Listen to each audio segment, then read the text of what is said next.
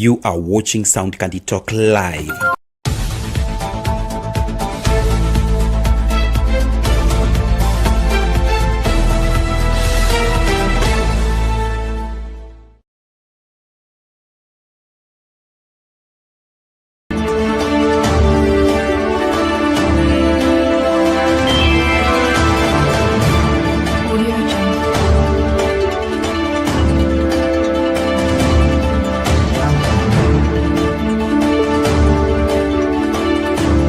Sound Candy Talk Live News.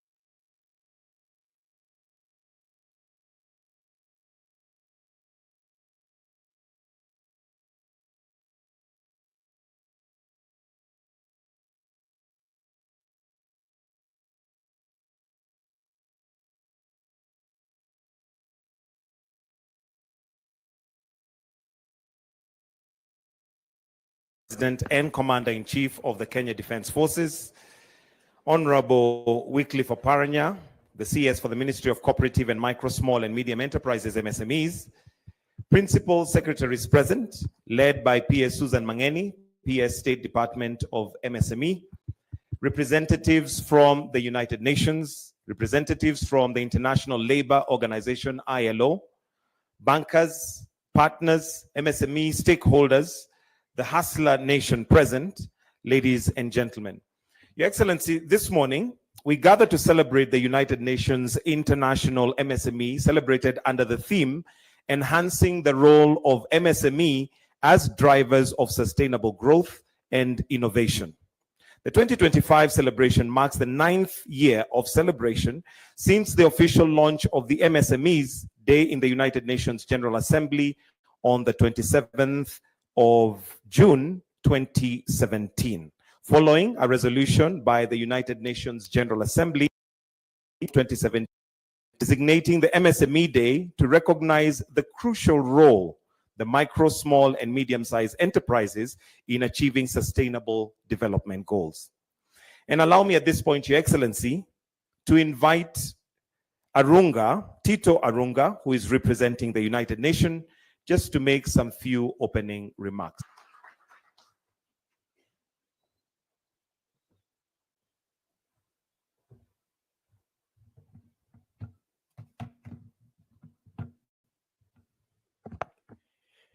Your Excellency, Dr. William Samoei Ruto, President and Commander-in-Chief of the Kenya Defence Forces, CS Wycliffe Oparanya, kindly allow me to ride on all the protocols already established.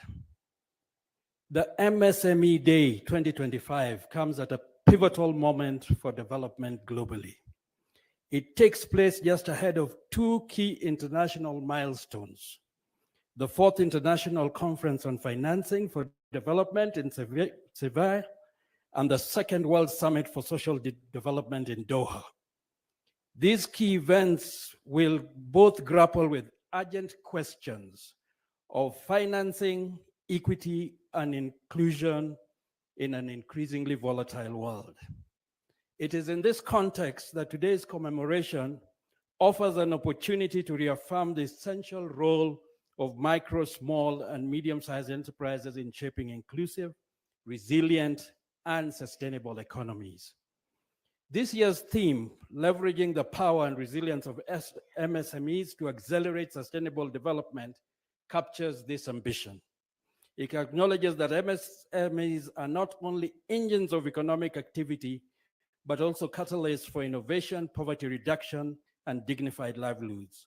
And it calls on all of us as governments, development actors, financial institutions, and large business to create the enabling conditions that allow MSMEs to thrive. Across Kenya and the wider continent, MSMEs are foundational to local economies. They offer entry points for young people, women, and informal workers. Their size and agility allow them to adapt quickly to change and serve underserved populations, often where no formal systems reach. We recognize the challenges they face, especially with the issues around climate shocks, input costs, and some of the incidences. And let me say at this moment, Your Excellency, we see some of the incidents like what we've observed in the country in the last 2 days, where small businesses remain at risk of being left behind. Our hearts really goes out to those business owners and employees who are affected by these situations. Ladies and gentlemen, here in Kenya, the United Nations recognizes that supporting MSMEs is key to unlocking broader progress. Just allow me to share some of our collective results. Through our collective efforts, nearly 5 million people have benefited from skills development and lifelong learning initiative. This includes young entrepreneurs, informal workers, and marginalized groups. In addition, I would like to state that more than 3,500 refugees have also been trained in trades such as welding and mechanics and opening new enterprises. And we also really support and we really acknowledge what the Kenya government has done in supporting MSMEs.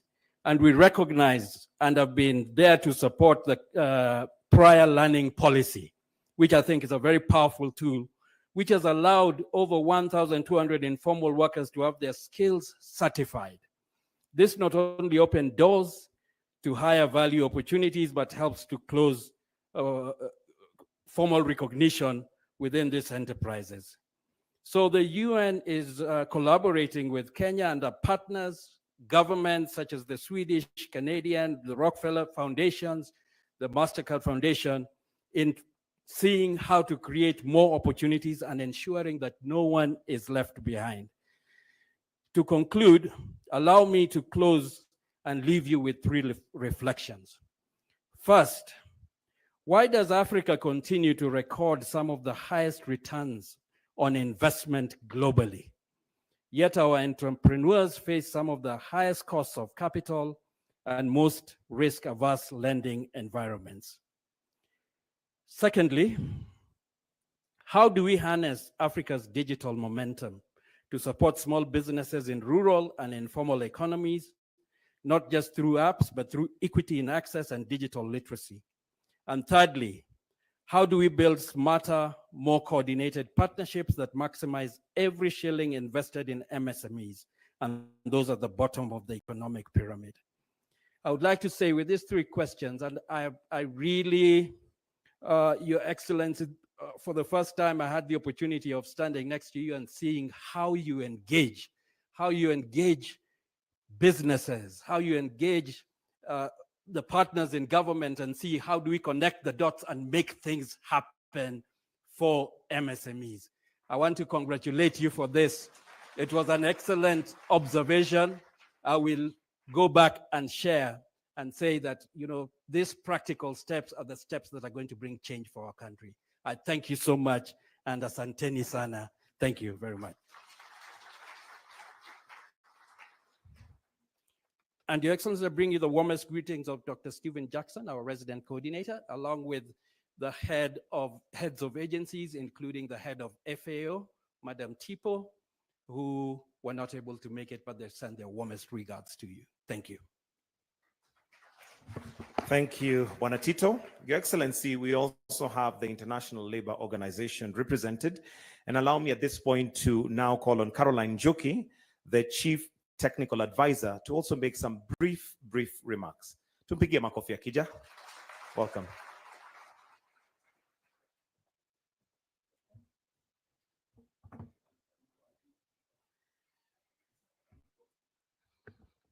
Your Excellency, Dr. William Samoei Ruto, President of the Republic of Kenya and Commander-in-Chief of the Armed Forces, CS, MSME and cooperatives, Wycliffe Oparanya, distinguished guests, ladies and gentlemen, please allow me to ride on protocols already established.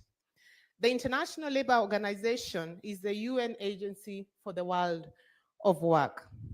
In his message on World MSME Day, the Director General of the ILO highlights the critical role of MSMEs as engines of economic growth, innovation, catalysts of social justice, and decent work. And Your Excellency, you have just experienced some of the great innovations that the MSMEs are exhibiting today. Globally, MSMEs generate employment for 2.3 billion people, particularly for women, youth, and marginalized communities often excluded from formal economic structures. In Kenya, this number is up of 90%. You would all agree that's quite substantive. MSMEs are crucial in advancing inclusive growth, productive employment, and decent work. In fact, we cannot speak about employment creation in any country around the world without the critical role of the MSMEs. Addressing barriers that hinder MSMEs from playing an even more impactful role is at the heart of the ILO's mandate and work in Kenya. And some of these, of course, have already been mentioned: access to affordable finance, the digital divide, shortage of skilled human capital, and poor working conditions due to the high levels of informality. SMEs, as my colleague from the UN just spoke, are also more vulnerable in times of crisis like what was experienced this week. What, therefore, are we doing to support MSME growth in Kenya, Your Excellency? One is supporting the governance frameworks for the SME sector, including the MSME policy that is now going through public participation, the State Department strategic plan, which will be launched later today. And we are also supporting cooperatives, because cooperatives and MSMEs are interlinked, as evidenced by the mandate of the ministry that you have set up. The ILO has supported the Kenya Cooperative Sector Transformation Strategy, which has shaped the State Department strategy and the review of the bill and regulations. Two, we are working on business development. Contrary to popular belief, not everyone can run a business. We need the tools to be able to do that and do it successfully so that there is scale and subsequently employment creation. The ILO has the world's most widely used entrepreneurship training model in the world. It is called the Start and Improve Your Business. This tool meets entrepreneurs where they are, at the point of thinking of a business idea or at the point of growth. We've rolled out a network of trainers with key business support institutions, including the Chamber of Commerce, the Women Enterprise Fund, etc. And so that these trainers support existing funding frameworks, whether it's the Hustler Fund, etc. And these we also accompany with financial literacy, so that when people get their Hustler Fund, when they fully at whatever time, that this is actually going towards not just consumerism, but also growth of business. We are also supporting transitions from informality to formality, working closely with the Juakali Federation, the Chambers of Commerce. At the county level, we are providing capacity building on the how, because we talk about formalization, but as a small business with one person, two people, what are the concrete steps that I take to formalize. So we're making it easier to understand and sort of handhold businesses on their formalization journey. Ultimately, formalization of businesses opens up doors to accessing finance, increased productivity, access to markets, and more, but also very importantly, decent jobs. In collaboration with the TVET ecosystem in Kenya, we are supporting responsive skills development so that MSMEs have the talent they need.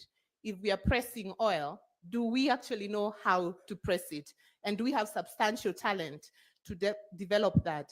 Your Excellency, ladies and gentlemen, the ILO commits to sustain its technical and financial support to Kenya's MSME sector towards more and decent jobs. Happy World MSME Day and asanteni sana. Thank you very much, Ms. Njuki. Your Excellency, we'll now transition to the panel discussion. But before that, Your Excellency, sir, Embu University have a song that they wrote specifically for MSMEs, known as Biashara Ndogo. So at this point, I'll ask that the choir stand up and present the song. The song is Biashara Ndogo. And Your Excellency, this is of course in cognizance with how intentional you are with the creative economy. And therefore, we thought it would be prudent to give them a chance and an opportunity to present their song. So Embu University Choir, Biashara Ndogo.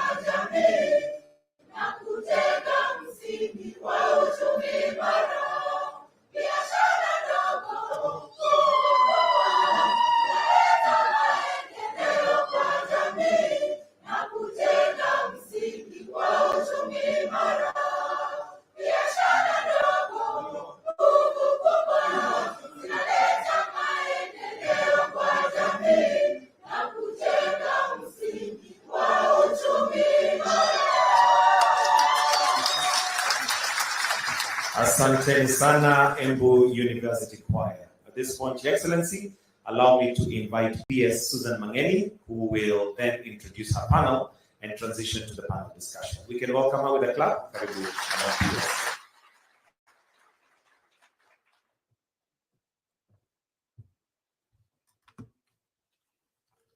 Thank you, Your Excellency, the President of the Republic of Kenya, Dr. William Samoei Ruto, my Waziri, FCPA, Dr. Wycliffe Ambecha Oparanya, the UN representative of the UN resident coordinator, representative of ILO, my strategic partner in the State Department, Kenya Association of Manufacturers, who are our takers, Kenya Bankers Association, Jua Kali na mahasla, mjambo. Your Excellency, allow me just to recognize my colleagues whom I work with closely. They support me in this ecosystem. All PSs who are here with us, kindly stand up so that I can get to recognize you. So we have PS Hinga. He's my biggest market in the affordable housing. Makofi kwake. Thank you, PS Charles. Then we have PS Ololotwa. Huyo ni tourist attraction mkubwa. We have PS for Trade, Dr. Regina, and she will be today sharing with us on how to access these huge markets across the country, across the world. Okay, I think we hit several others. So, Your Excellency and all protocols observed, we are humbled. Biashara ndogo, vile tumeambiwa na kwaya ya kutoka Embu University. We met this choir about 3 weeks ago during the MSME Connect initiative that the ministry, the able leadership of my waziri here, has initiated, bringing the public sector together with the public and private sector so that we can have the dialogue that you encouraged us sometime last year around this time, that we need to activate dialogues across all the sectors of the economy, and we took up that challenge. So I am here because I'm happy, because this is the first time ever in the history of this country that we are having such a high level celebration of this day that was founded about 9 years ago. We feel so much humbled, we feel privileged. Ama ni aje mahaslas? Si ndio hivyo? Si mumekaa na rais? Si mumefurahi? Kuna vile anatufeel, si ndio? Anatufeel. So, but what you expect of this day today is that we have an ecosystem, and we want to thank you, because when a story will be told of this administration, 1,000 years to come, the biggest chapter and the largest chapter in that story will be your renewed focus and the increased attention that you have given to the sector of MSME. Do you agree with me? Because by designating a whole ministry and your leadership since independence just to focus mambo ya MSME, asubuhi naamuka MSME, saa saba naamuka MSME, jioni naamuka MSME, it shows that indeed you meant it when you say we needed to change on how we develop this country and start focusing on building our economy from the bottom of the economic pyramid, the bottom-up economic transformation agenda. So we are here today with an ecosystem to celebrate our MSMEs, but we also stand in solidarity with them, because the MSMEs are faced with a number of shocks. Of course, the sad events that happen the other day is not something that we can go without talking about. I know there's so many businesses that have now gone under. Somebody somewhere has lost a job. Somebody somewhere will go into depression and might even lose his or her life because of the distraction that happened there.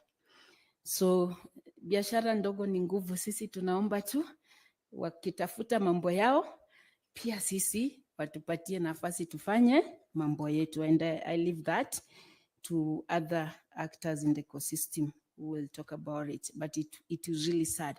But we also celebrate you. Today we are going to share opportunities which are there. We take stock of what we've done, the government, the private sector, the development partners, and our endeavors in establishing a very supportive ecosystem that will promote growth and development of our MSME. So while doing that also, we are going, Your Excellency, for the first time to launch the inaugural State Department strategic plan, which is a master plan. It's actually a master plan because of the level of participation, the input that has come from across the MSME sector. ILO have spoken about it. We had everybody making input. So it's going not just a strategic plan for the State Department, but is going to guide and inform the MSME sector, the ecosystem, on what we need to do to support MSME. So we expect to launch, and we are privileged that you will be launching our strategic plan. And therefore, in recognition of the robust ecosystem, and they are willing to support us, allow me now to invite my panel, and it's a dialogue. Your Excellency, this is a dialogue. At some point, we may actually ask you also, because you also to share with us what your government, what our government has in store for MSME. So allow me to ask the first panel to walk in the stage. Representative from CEO4CAM, please. It's a 30 minutes. It's a dialogue. You challenge us to dialogue, every economic sectors to engage in some sort of dialogue. His name is Tobias Orlando. Makofi kwake. Allow me to call in the CEO for Kenya Bankers Association. Makofi. Allow me also to call in the representative, the gentleman in charge of SME banking, Equity Bank. Where are you? Makofi. Allow me to call in the PS for housing, my biggest message ever in the last 2 years. PS Charles Hinga. Allow me also to invite the PS for trade, who will help us to see how do we facilitate trade to happen across borders. Dr. Regina. Then, last but not least, the Juakali Nguvu. Karibu, Nguvu Kazi. The CEO for Juakali.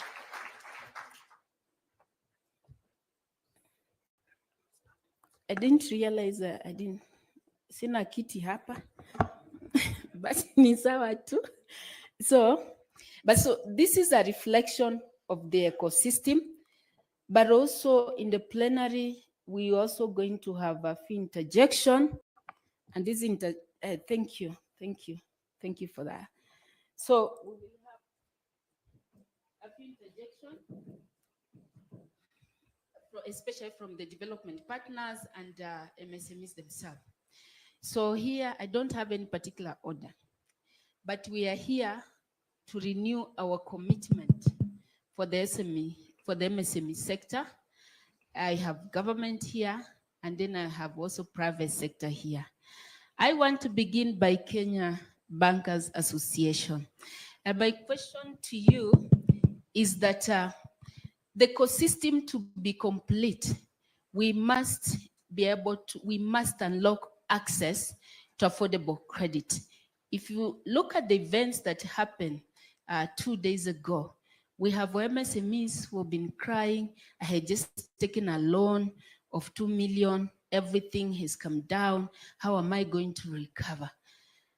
What can you tell that MSME? Yeah, thank you, Your Excellency.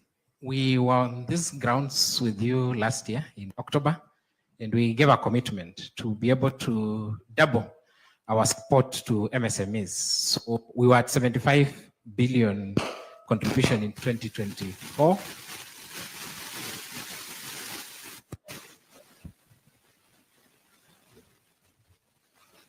Yes, we were at 75 billion contribution to small businesses in 2024. So this year, as collectively, all banks, we committed to be able to double that number to 150 billion. I'm happy to report that from January to May, we are at 81 billion. So we look forward to actually being able to surpass that target of 150 billion. I'm happy to report that from January to May, we are at 81 billion. So we look forward to actually being able to surpass that target of 150 billion. Because taxes has been taken care of through the Finance Act 2025. And lastly, because taxes has been taken care of through the Finance Act 2025. And lastly, we're also working with Central Bank just to be able to ensure that the loans from banks are affordable. We have had an assessment which doesn't lead to those affordable rates. So currently, We are the tail end with central bank to be able to ensure that we have an assessment tool to assess you better and ensure that you can be able to get affordable credit from our local banks. Thank you.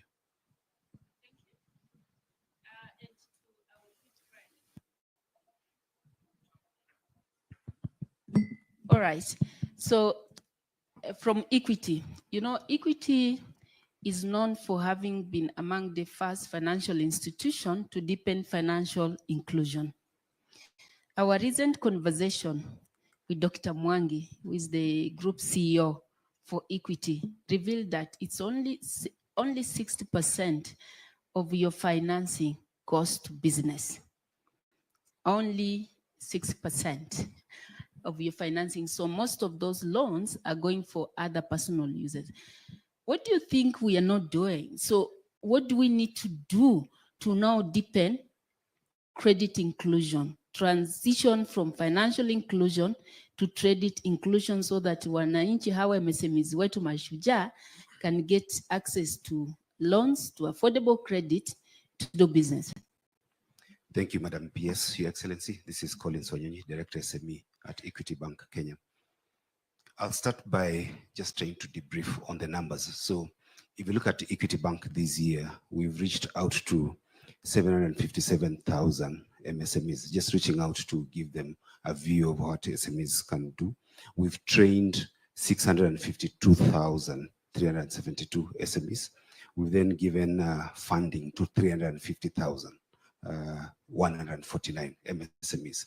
Just to give you the depth of how low we are going. And these are not SMEs, these are micros that we are focusing on. And when you look then at the micros that we focus on, and because most of their loans are short-term in nature, cumulatively we've given them 353 billion. So 353 billion is total cumulative amount that we've advanced to MSMEs. But then what are the items that we need to help to get the MSMEs to move on? I'm happy that we have a PS Hinga here. We're having discussions with his ministry, and one of the things you're looking at is if I'm able to get a domiciliation letter that confirms that this Juakali artisan has been contracted for X level of work, and the payments will come within a period of Y, I'll be able to advance them. And if you look at how we've done that system, the maximum amount we can give to an SME, that it's a minimum of 1 million to a maximum of 250 million that's available to access to these MSMEs. So the funds are there, it's just how to work on that mechanism of selling that. And also proud to say that we are also taking advantage of National Treasury Credit Guarantee Scheme to then advance some of these monies to our MSMEs. Thank you.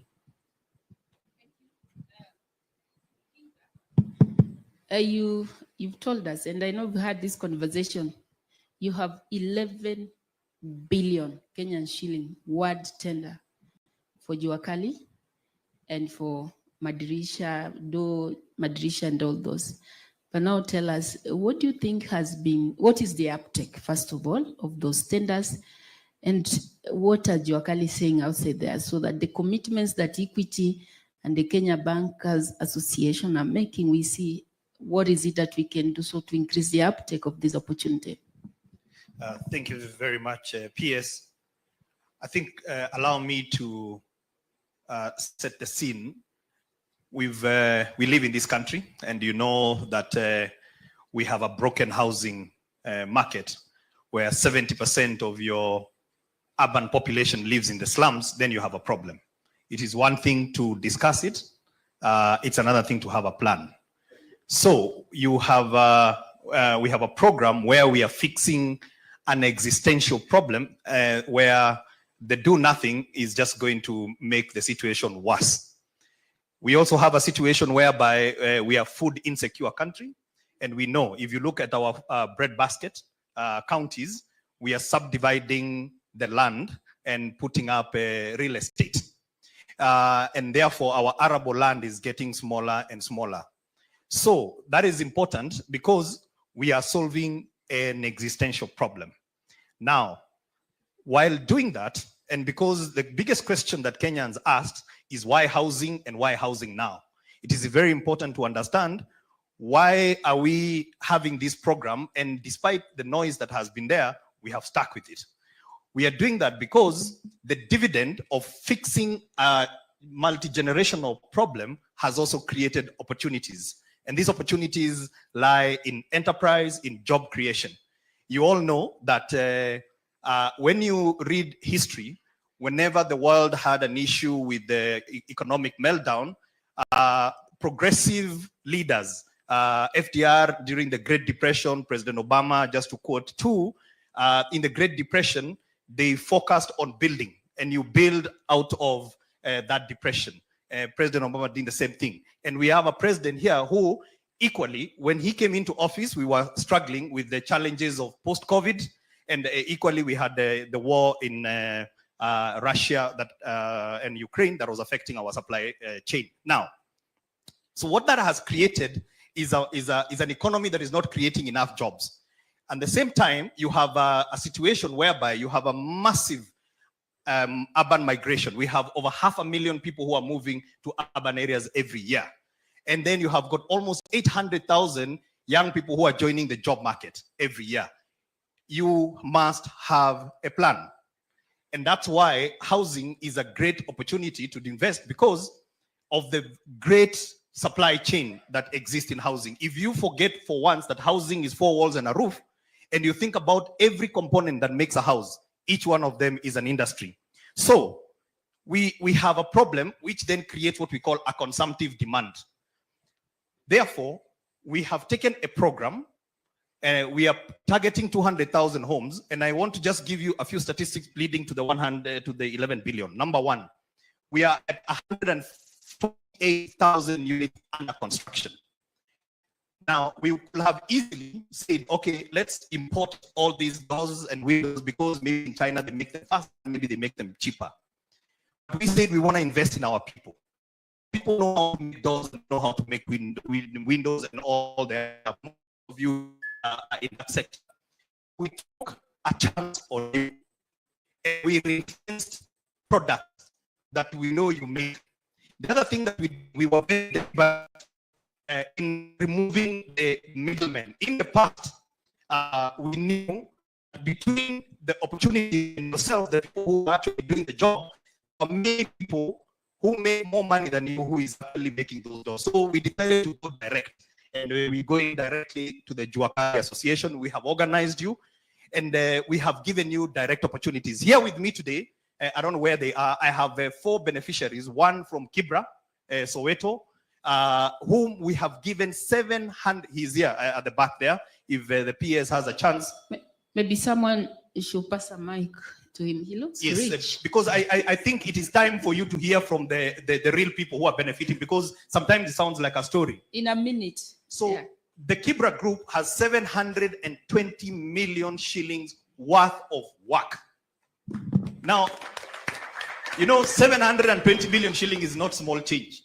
You know, there are not many businesses, actually big businesses, that have got that kind of opportunity. So just the Kibra group that is doing 4,054 units, they have got 720 million. We have got Mukuru as well. I have somebody from Mukuru. I asked them to come here today as well, that have benefited the first phase where His Excellency the President handed over keys. They have done the doors and the windows. The first phase, which is about 6,000 units, they have a contract of 200 million. Again, it is not a story, it is true, and they are getting the contracts directly.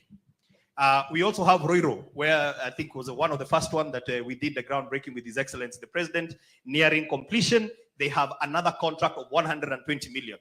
So all these 720, 200, and because we have got over 200 sites for housing all over the country, it aggregates to 11 billion shillings. 11 billion shillings. I'm sure. So that is really a testament of what you can do when you're fixing an existential problem, but you have a deliberate plan. And that is really what this housing agenda is all about. So sometimes you misunderstand why are we sticking with this housing? Because on one hand, people are saying, why are you focusing on housing instead of focusing on jobs? It is because housing, you fix the housing problem, you fix jobs.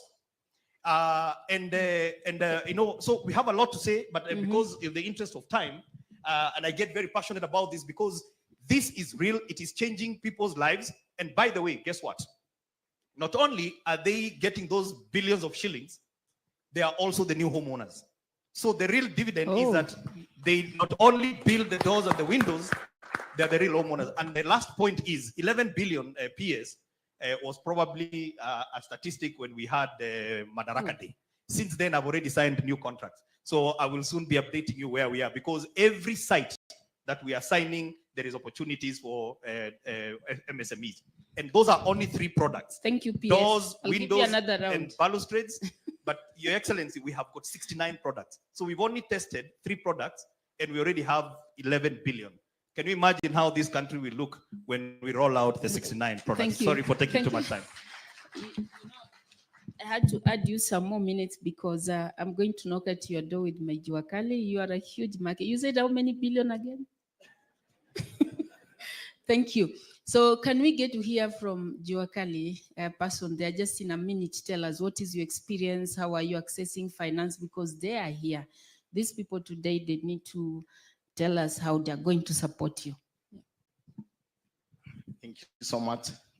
My name is Akal Aura. I'm a welder from Kibra High-Res. This is where we have a pilot project of the 4,515 units that are ongoing. I, myself, and my team, we were able to secure a contract worth 720 million. That is for the first time that has ever happened in our country, something that has never happened before. I thank Your Excellency. I'm not new in your face. I know when this contract was being given, you handed it over to me, you yourself. I really appreciate this. Thank you so much. Thank you. Thank you. So we've been able to, I and my team have been able to. So who is financing you? We are getting loans from the SMEs, from the banks. We've been able to access this. At what interest rate? Allow me to ask. 18%. This is the conversation. We are getting it at 18%. 18%. KBA. This is something we are making a request. We're making a request in terms of the interest.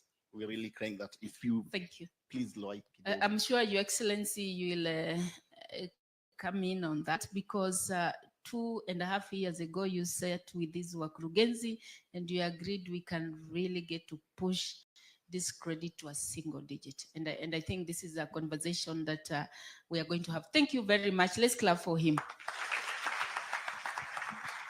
Now, Hinga, and arising from the opportunities that you have talked about, I'm just asking, is the same arrangement happening across the country?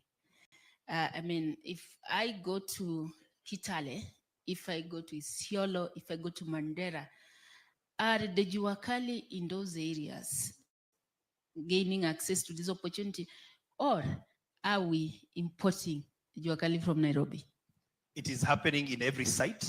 In fact, PS Susan, I want to challenge you because I am doing a housing scheme in your backyard in Funyula. And I would like you to testify because I know you are on site. The Juakalis in Funyula have the same work. I go as far as Mabera, near the border of Kenya and Tanzania. By the way, this program, we are implementing it already in 44 out of 47 counties. The 3 counties that were remaining, Turkana, Marsabit, and Elgeyo Marakwet, and West Pokot, they have been advertised. So even those Juakalis in Turkana, Marsabit, and West Pokot, you are also going to be benefiting in the next 2 or so months. So let's clap for PS. Now, edible oil value chain, and this I'm coming to the Kenya Association of Manufacture. Every year we spend close to 150 billion. People spend in the industry to import the edible oil, raw materials, sesame, soybeans, sunflowers, palm oil. Yet these are traditional value chain. What are you doing? What are you doing in terms of working out on our local supply system so that we give this huge opportunity, even if they can get to retain 50%, of that amount, it will go into people's pocket. What is it that you're doing in that space as of taker? Thank you very much. I think it is an important conversation to ensure that we can source locally the raw material, which is edible oil, and process it here. Under what we call agriculture for industry is a pillar that is dear to us, and we're in conversation with different ministries, Ministry of Trade and Ministry of Agriculture and the Council of Governors, because right now there are already existing manufacturers who have identified potential areas where we can grow sunflower and the other edible products. Is just to provide that conducive linkage with the farmers in those areas to plant the crop, then we will come in as off-takers. And for this to happen, we need the government and the county government to take action in terms of linking with the farmers and providing the necessary seeds. What we are guaranteeing is that we are going to provide off-taking. We've also had a conversation with the different banks from the private sector to see how they can support these farmers so that they are guaranteed that when we take those seeds, edible oil seeds, then they are going to be paid. So I'm seeing it is an opportunity that it can happen. We just need to enhance those efforts and make it happen here in Kenya, because it is indeed possible. PS Trade. Every time we see our president having diplomatic and bilateral engagement, we are seeing a market. We are right now implementing the FCFTA. Tell us what opportunities exist there for some of our MSMEs also to take, or rather to trade across the border. The other day we signed the economic partnership with EU. How are we actualizing that? Because it's one thing to sign on the paper, it's another thing to really get to maximize on that opportunity. What is it that we are doing in your sector? Thank you, Susan and Your Excellency. This is a situation that we are finding ourselves in at a time when we actually had not the best economic situation, having gone through COVID, having gone through all those global issues that were happening. But through your leadership, we have seen a full understanding of the value of concentrating on micro, small enterprises to actually be the productive sector of the economy and move away from thinking more around consumption. And in that case, therefore, I have seen that through my State Department, we have been able to actually get us to push the agenda of ensuring that domestic trade works for its citizens. Hence the really big push for the macro and small scale industries, so that there's a lot of production around value addition, making our products more competitive and fetching higher prices in the markets out there.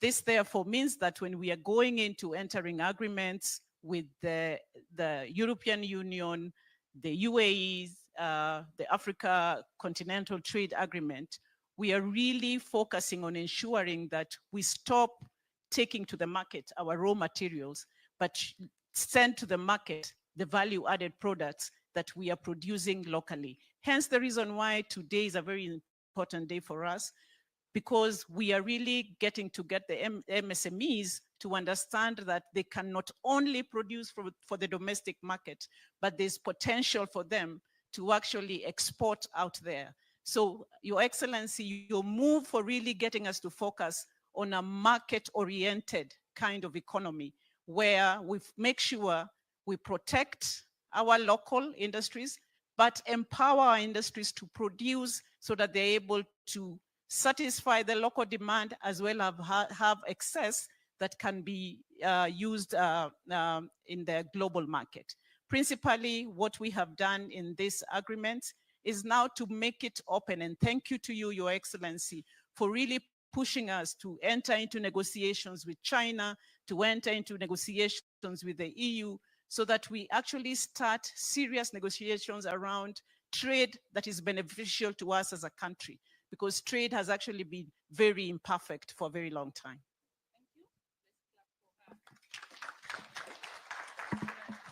And I'm just thinking deeply and looking at Kenya Association of Manufacturers, I think you need to work closely with her so that we see how to maximize on these opportunities. Yes, I confirm we've been working closely with the ministry.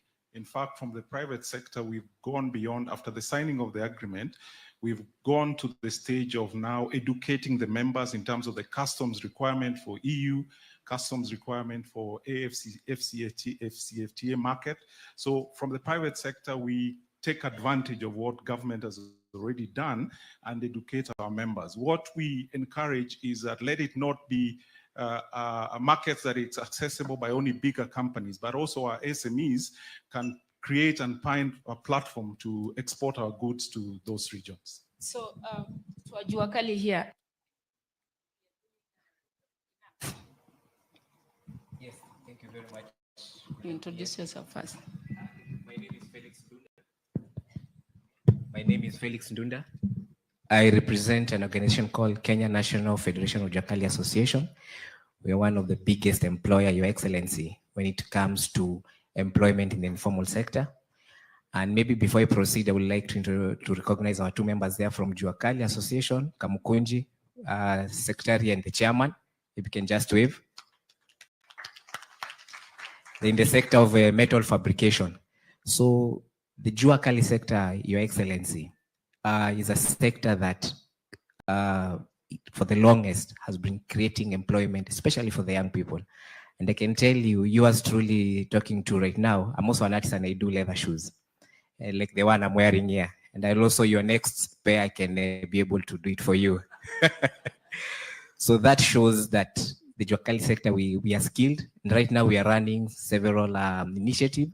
One called RPL, it's called Recognition of Prior Learning, whereby we are certifying our artisans based on the experience they have. And mostly we are doing that through the affordable housing. And I want to reiterate what the PS Hinga said, that yes, this affordable housing is a true story. It's not a story ajaba. And you can see most of our members are being able to plug into the affordable housing. The issue here is one of the hindrances that we are facing as the Ajuakali sector when it comes to the affordable housing is easy access to credit, whereby we'd like the banks to look at us as a financial potential, not financial risk. Because you see, the affordable housing has been able to open up opportunities, especially for the young people, whereby not only building the houses, also they can be able to own it. And right now as a federation, we have taken a step forward whereby in 2022, we did sign an MOU together with KCB Bank and KCB Foundation to be able to offer what I call tailor-made financial credit to our members. And very soon, PS and Your Excellency, we are moving forward with KCB, whereby each and every member, wherever they are in every association, they'll be able to get a credit limit so that can be able to push their business forward. And I want to thank you very much, Your Excellency. Since your leadership, we are working very closely with your government through the State Department for MSME, and whereby now Ajuakali sector, we are on the table when the decisions are made. And we want to thank you very much. Also working closely with our state agencies like Msme, Wezofund, and the rest. And also the sector has sent me to highlight to you that we have been working very closely with Msme, and we are part of the process that did an act to create Msme. We have been sitting in the board of Msme for a while, but right now we have no representation. So maybe you can consider that. Thank you. You're not a good person. Sijachoma. So allow me, I have a hustler in the room. Alisema ameniandikia noti hapa akasema kuna kitu ya kusema. My God, is this hustler? Someone pass the mic to this hustler.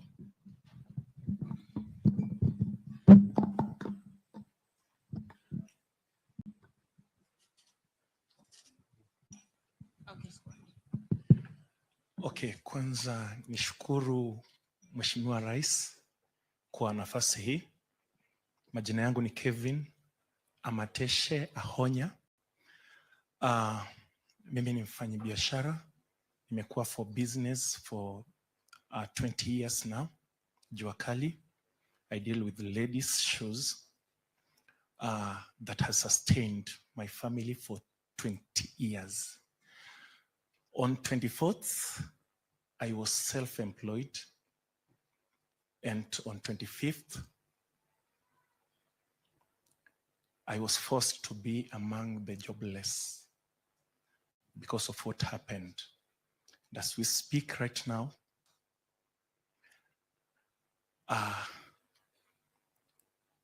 I don't know what to say, because now my children that have been taken care of, expecting them to be among the panelists there, their dreams are in danger.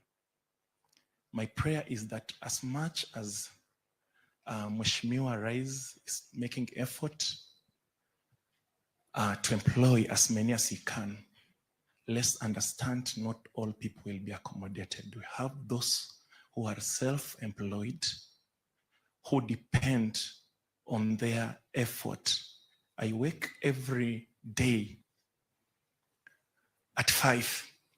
I sleep at 11 daily to make sure that I sustain my family and I don't involve myself in crime. And that's why up to now, I have never been handcuffed with a single police for this many years that I've been in business. I've been able to take care of my family comfortably. But now, because of what I don't know to term it if it's a politics or what, through the demonstration that was there, my place of work was burned to ashes. I work at Koja Stage on the building called Lord's House, where all our businesses were burned to ashes. And as I speak now, Mheshimiwa Rais, I have nowhere to start from. I will be happy if I can leave this room with a hope for my future and my children and my fellow hustlers that we hustle together with them. Thank you. We feel you. We cry with you. But most importantly, we are here system, I think, led by Our Excellency the President, and we'll figure out on how to support the businesses to recover. Thank you. Your Excellency, you have an interjection? Thank you very much. I really feel for my friend who just, Kevin, who's just talked. I will speak to that later, but you can count on my support as we go forward. But let me speak to the earlier issue that was raised by both PS Hinga and my friend Carl, here.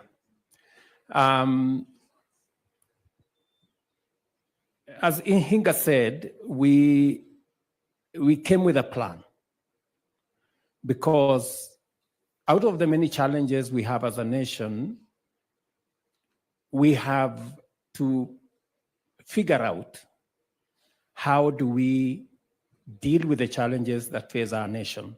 Challenges of unemployment, challenges of doing business, and by solving some of the public challenges that we have, we create opportunities, as Hinga said, for business to grow and opportunities for jobs to be found.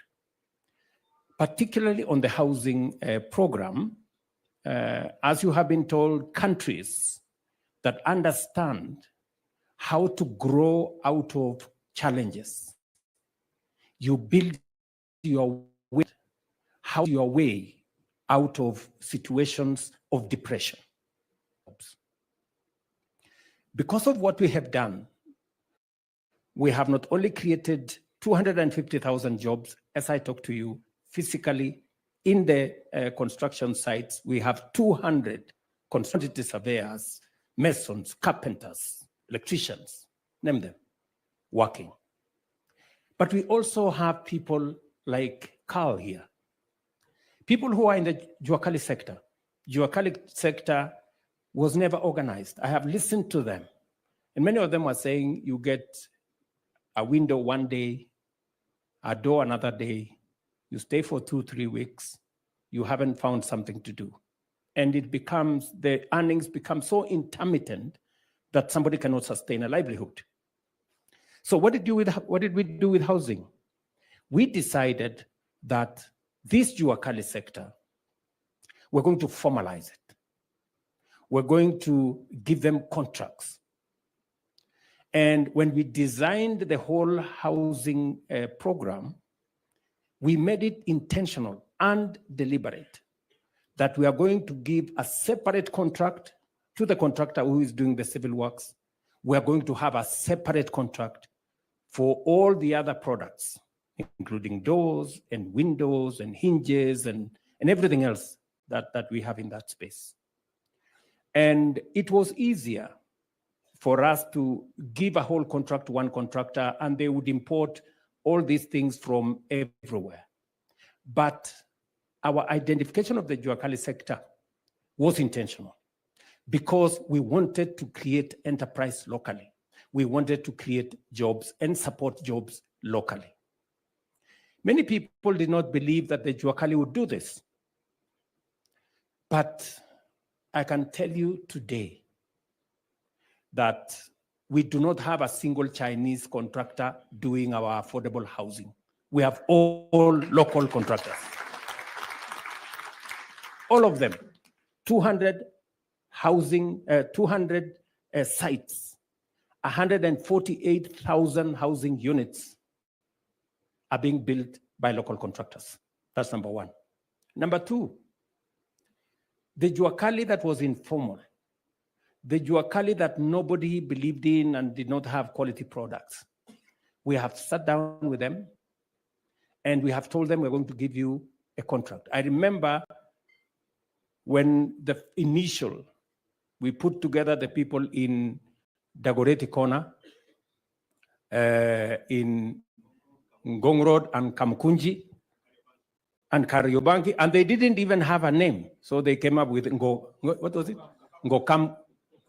Ngogamka, because it was Ngong Road, Kamkunji, and Kariobangi, you know? And they wondered how this was going to happen. So number one, we standardized the windows. You cannot, in our affordable housing plan, because the way to produce products in mass is to make sure that they are standardized. So we have standardized all the windows, we have standardized all the doors, and we have standardized all the other products so that it becomes easy for the Juakali sector to produce them in mass. And once we have trained them to do a certain product and they have gotten the skill, they do not have to change the skill every moment. So today, Carl and all the other people in the Juakali sector know that a window is this size.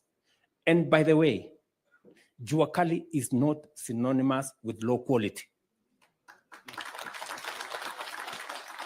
Today, our Juakali sector are producing good quality products because we have insisted. And we told them very clearly that although we want to support you, we are not going to compromise on quality. You must make the right quality product. And you know what? We have the best human capital anywhere in the world. The Juakali today is measuring up to what we could have imported from anywhere else in the world. And they are continuously improving. And when we said we are going to work with the Juakali sector, people thought it was a joke. When we gave the first contract, I remember, Hinga, when we went to Ruto, and we gave a contract of 120 million shillings to the Juakali sector to make windows and hinges and doors for our project in Ruto. Even themselves, they were wondering how this is going to happen. But they have delivered, and the project in Ruto is complete. In fact, we will be going to give out the houses shortly.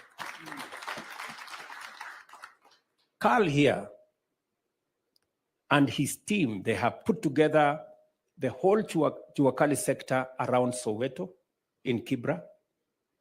They have shared the windows, they've shared the hinges, they've shared the doors, and they now have a contract of 720 million. Is that true, Carl? How much? Is it 7,200? 720 million shillings. These Juakali people. A contract of 720 million would ordinarily be funded by the World Bank or something, because it's such a big contract. But now these Juakali people are doing it. And as Hinga said, it is not just in Soweto. In the 200 sites we have across Kenya, in our 44 counties so far, we have Juakali sector working with us with contracts to produce for our affordable housing program and for our markets and for the hostels we are building. Let me just speak to one final thing that was said by Carl. And he said, we are borrowing money from the banks at 18%, you know? And the banks are here and they are my friends. And we have had this conversation. They told me the problem, Mr. President, is that government is borrowing at 16%. So if government is borrowing at 16%, we cannot lend lower to the private sector. I have worked on the economy, and I am very proud of what we have achieved in stabilizing the economy. We've brought down inflation from 9.6% to 3.8%. We've brought down the exchange rate from 165, now we are at 129. We have brought down TB rates. And I want to ask these good people from the bank. We've brought down the borrowing of government on treasury bills from 16% where we were when we had the conversation. Now the TB rate is 8.5% from 15. Your interest rates to Carl is still at 18%. Please explain to me. You know? I mean, that's the question, you know? You told me, Mr. President, reduce borrowing by government, because if you are borrowing at 15, we cannot lend to Carl at lower. Now, I have done my part. I have reduced borrowing on TB bills now to 8. I have actually reduced it by half. You are still, explain to me, why are you still at 18% to Carl, please? You know, this is really the conversation we must have. And I appreciate that the banks are lending to the MSME sector. You've just told us you have lent 81 billion shillings. Part of that lending is to Carl and others.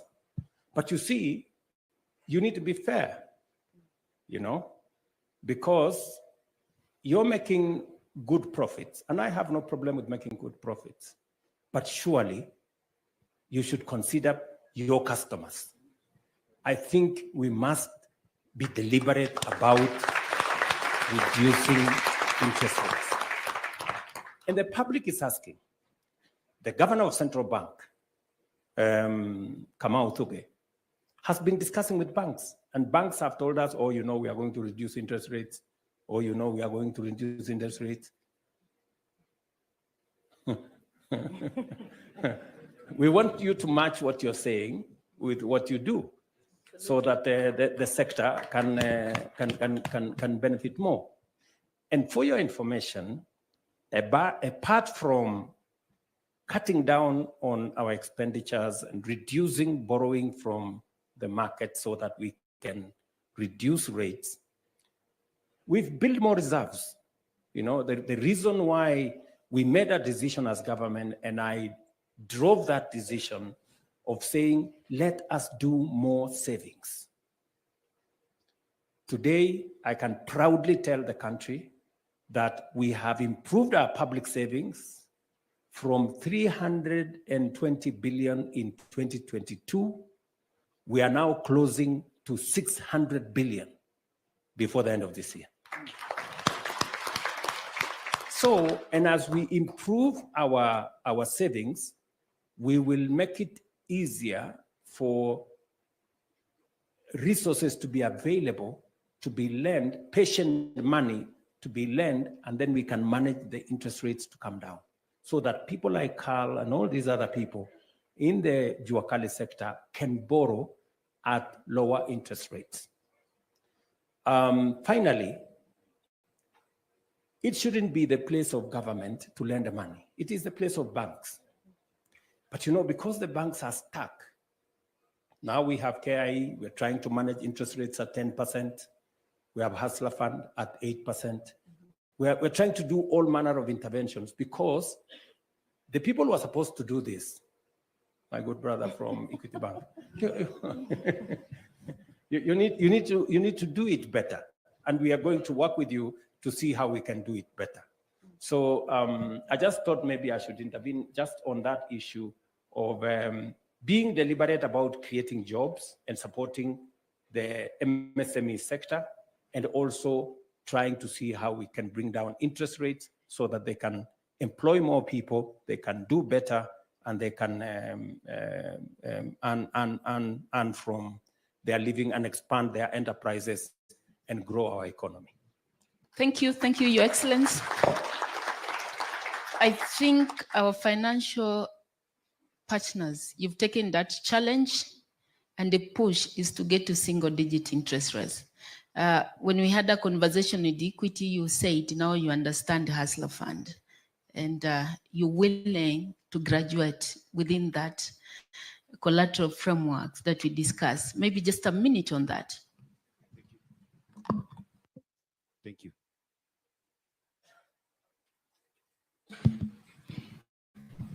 Thank you, Madam PS, Your Excellency.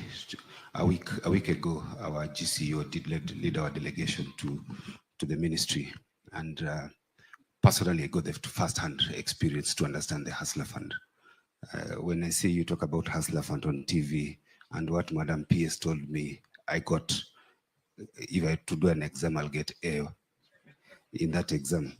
So what we reviewed with Madam PS is out of the 26 million members on Hustler Fund, the government has done grading. So we have the 9 million who have been upgraded, and we're looking at splitting those into two. So we have the 4.6 million who are grade 1.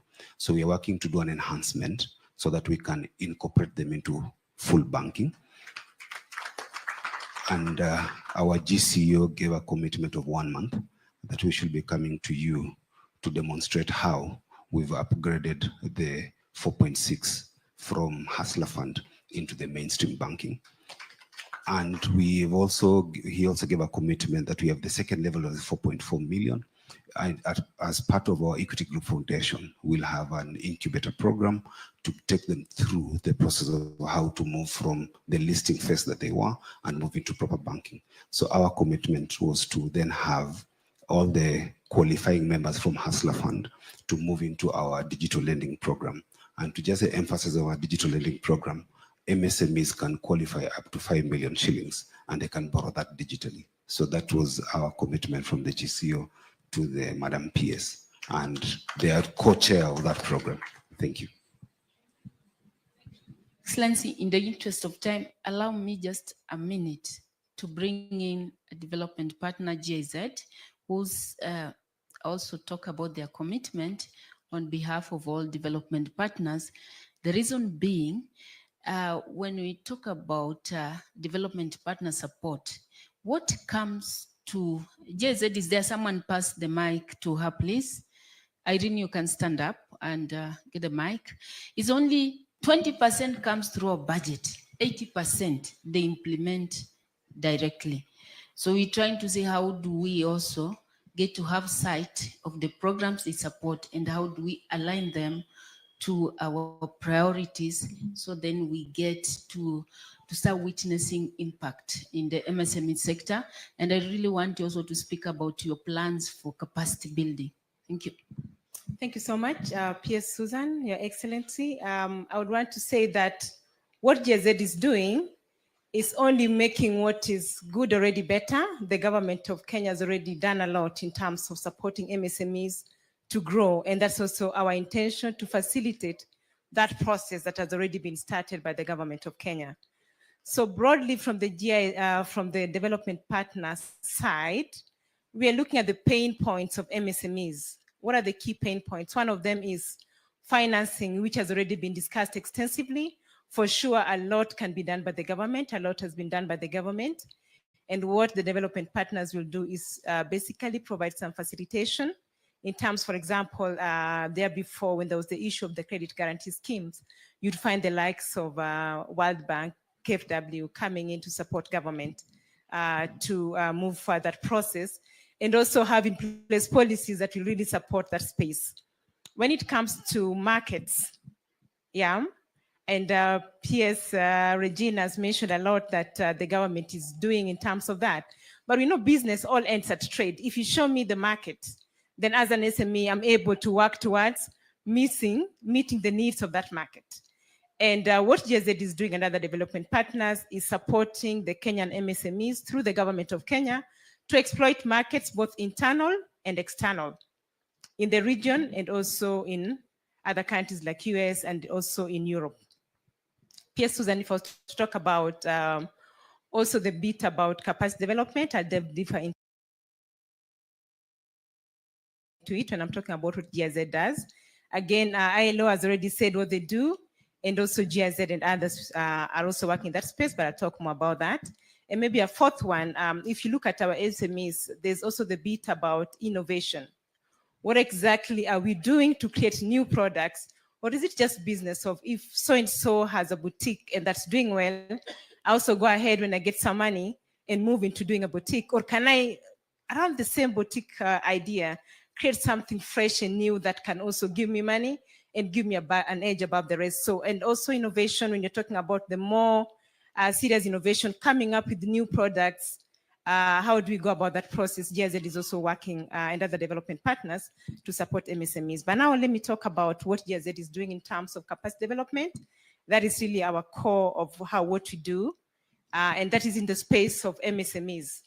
So what we've done, we've worked with a few institutions to, first of all, keep it, review their curriculum so that they have a good curriculum that can not only be used by them, but can also be used by other BDS providers across the country. There before, when we're more focusing on the private sector, we also supported a good number of BDS service providers to be able to offer their services well. When it comes to, again, the issue of BDS, again, upon the request of PS Susan, what we have done is now we are looking into having an accreditation framework that will accredit BDS service providers. If you're saying that MSMEs are really the core of job creations, they create about 80% of jobs in the country.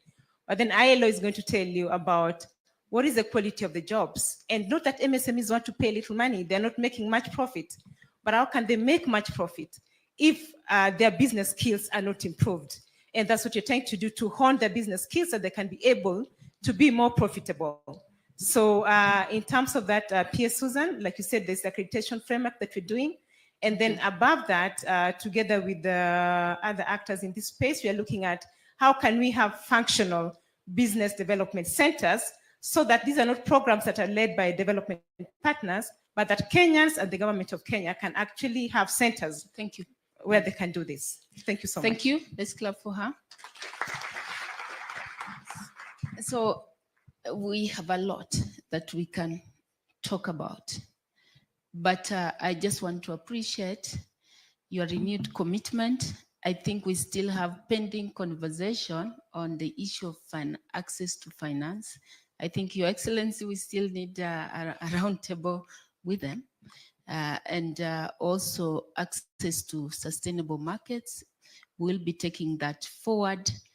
And from our side as government, we have His Excellency the President, who is also going to share the key milestone and what we are going to do looking into the future. And to MSMEs, from where we sit, we want to say the door is open. We are there. Let's keep on talking. Let's keep on seeing how we can be able to support your business to grow. Thank you very much. Let's give another round of applause to our panelists. So mnaweza enda hivyo tu hivyo tu, asanteni. You know, and Hinga, you and this man of equity sit together to see how we can bring that interest rates and then we increase the uptake. Asanteni sana. Tuwapigie makofi watu wetu. So just allow me now.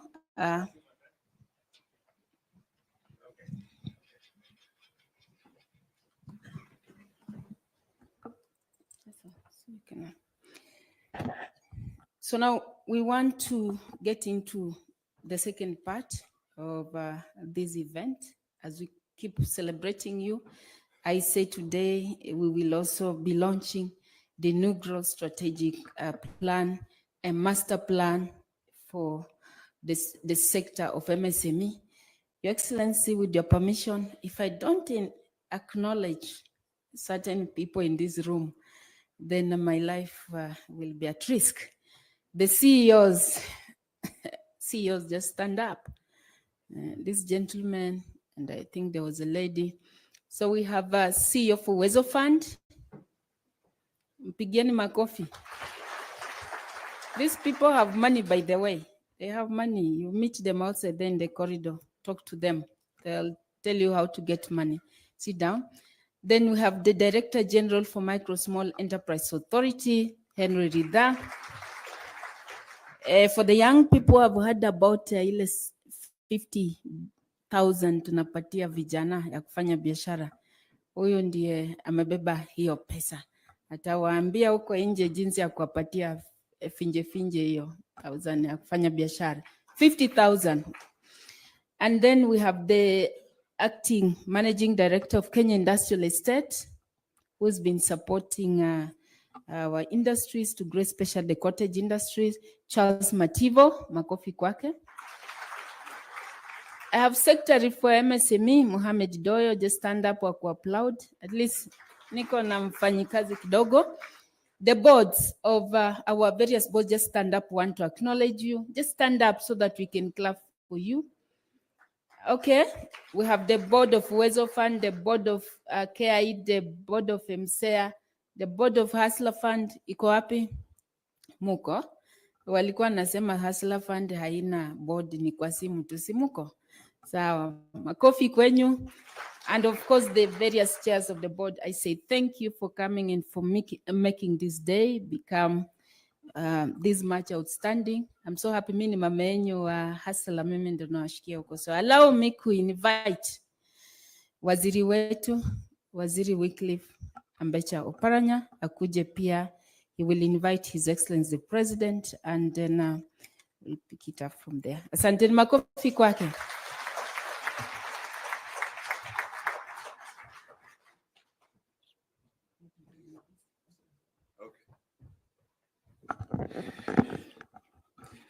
Your Excellency, the President, Mheshimiwa William Ruto, the President of the Republic of Kenya, and the Commander-in-Chief of our Defense Forces, the PSS who are here, thank you for coming from various ministries, the chairs of the various agencies within MSME sector, the chairs and the board and the members, staff within the ministry, ladies and gentlemen.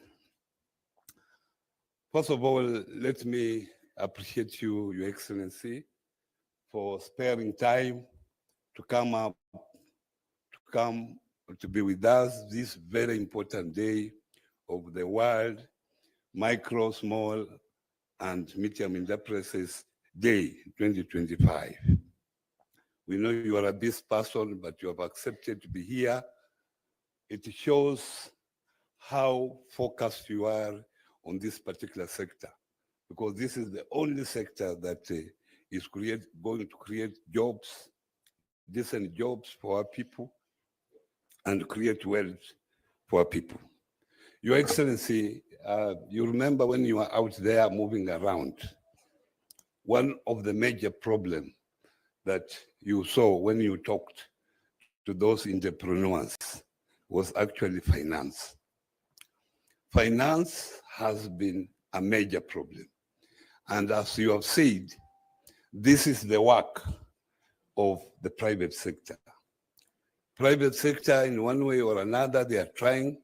Sometimes they announce they have this support, and it takes time for us to see that particular support.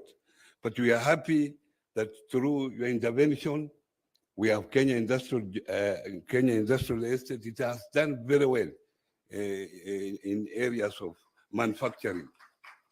And that particular institution agency, Your Excellency, we need support because they are operating on a turnover of 3 billion only for a country like this. We need more support in that. I know there are other funds like Uweso Fund, Women Fund, Youth Fund, which support groups because these groups cannot go to the bank. If a bank manager heard that a group is out there waiting for me, he will wonder, are they lost? Because they will not be listened to. But you have been able to support these particular funds, and I'm happy that now the government is committed in bringing together these funds so that we have a robust financial system that can support this particular sector. And also, you bringing up the issue of credit guarantee to de-risk these small businesses so that also the banks can now lend to them because they will be sure that there is at least a guarantee to some level. Their money is guaranteed. And also the Hustler Fund. Hustler Fund, for information, Your Excellency, has done very well. You remember very well, I was one of the persons when I was the other side, saying that Musilipe Hustler Fund, how can you borrow 100 shillings? When I came in, I realized how important it was because I encountered one youth who told me, actually, these 100 shillings I borrow for my lunch, and nikiwa kwa mjengo, when it is in the evening I'm paid, I pay back. I'm paid 500 shillings, I pay back the 100 shillings, and then now I'm able to use the 400 for other things. So I realized this is a good idea that you came up with, and will also require more funding within the Hustler Fund. And the fact that the bridging loan now is doing very well, you have a credit limit of 150 that you can borrow. Now, as a ministry, when we came in, we have come together as a ministry because this particular sector is big. Out of the 20 million employable Kenyans, 15 of them, 15 million are within this sector. But where are these people? So where are these small businesses? Even Nairobi only. So we have come up with MSME Connect, which Your Excellency, we launched on 14th March. So that as a government, we create a platform where all stakeholders within this sector, there are over 30, where I chair that particular committee, they are able to bring their problems so that as a government, we know what is their problem, in which area do we focus on to create an enabling environment for them. We had the first meeting here on 14th March, and 2 weeks ago, we had a meeting in Meru. And that's how the product of our meeting is this choir that is entertaining us. We were able to meet them there, and we invited them for this particular function. And our next focus, we are going to Mombasa in 3 weeks' time for the same purpose. That is the MSME Connect. Now, on savings, part of our responsibility is to mobilize Kenyans to save. You have already said, Your Excellency, that now Kenyans have saved 300 billion, now they are on 600 billion. But most of them are through the formal structures, those who are in employment. But now as a ministry, we are emphasizing the issue of savings within the informal sector. And within the informal sector, those who are able to enter into Hustler Fund, there is a component that you save for your future. Because even if you are in formal sector, you will reach a time that you will retire. So we have that arrangement that you can save through Hustler Fund, and we can also save informally. There is already an organization established by His Excellency the President called NEST that you can use to save informally when you are in the informal sector. Market access, you had market access is an issue, and I wanted to bring to the attention of this gathering that we are going to have a big conference here. It's called the East African Community Trade Fair that brings together all MSMEs. It is a big function. I had the privilege of attending one in Southern Sudan last year in October, and it was very big. We are grateful that it's now coming to Kenya, and it will be there around November. So you prepare to bring what you produce so that you are able to exhibit and also connect with other people in the East African community. That is now networking, and as Kenyans, we expand the market. When we were in Southern Sudan, we found that Kenya actually dominates that particular fair, trade fair. So be aware that you prepare. It will be around November or first or second week of December, depending on the availability of the president. I'm happy of the quality. I saw what was happening there, and I think this is the best direction. With little support, we'll be able to change this particular sector. Lastly, we are engaging the State Department of Planning so that we carry out a survey of this particular sector. The last survey was done in 2016. We want to know where particular specialty, particular groups, which sector, craft, where are they dominant? Are they dominant in Eastern, so that we are able to bring up common use of facilities in that region, so that we improve on quality of the products that you give. Those are the only comments I had, ladies and gentlemen. And now I want to take this opportunity, ladies and gentlemen, to welcome Your Excellency the President to make your remarks. Karibu, karibu sana. Yeah.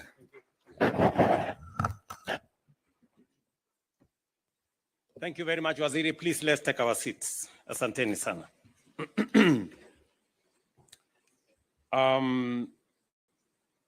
Distinguished guests, ladies and gentlemen, good afternoon.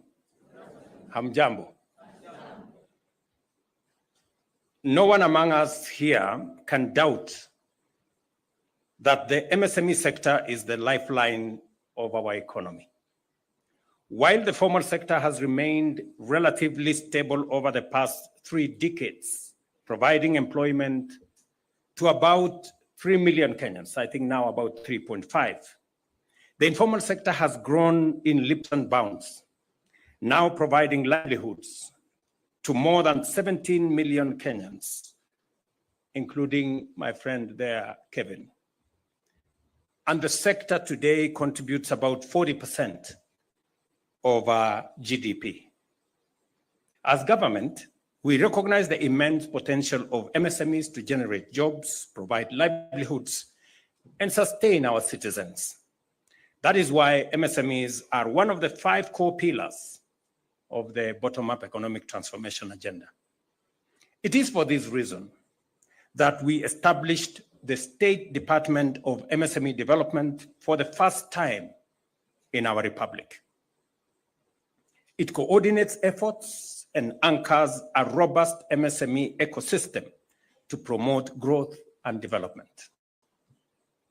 And I'm very proud of my appointment of Susan Mangeni to be the first PS.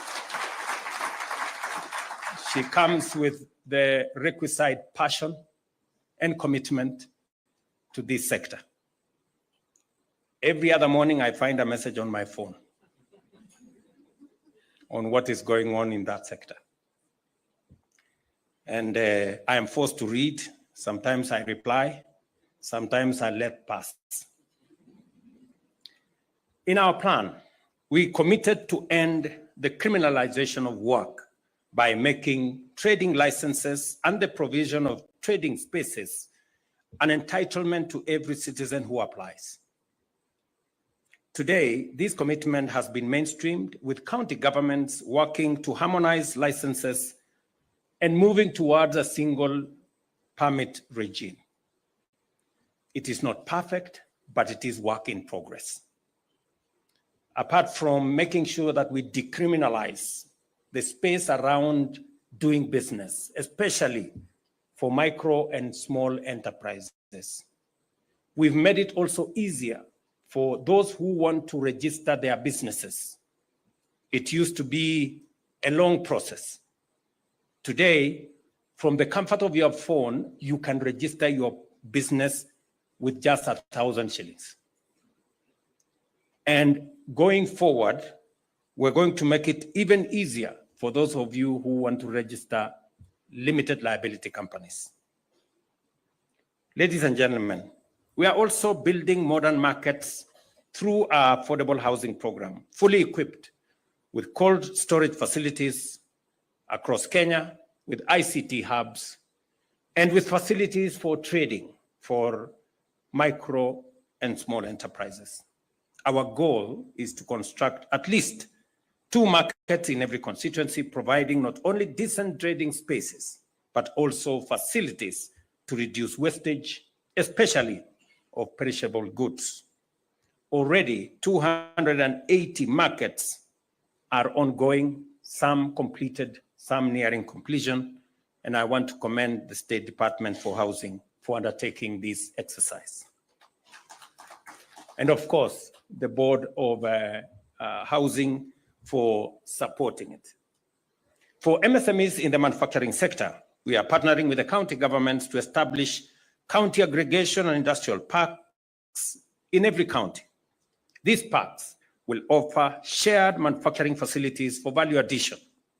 By August this year, 13 CAIPs, or county aggregation and industrial parks, will be completed and ready for operationalization.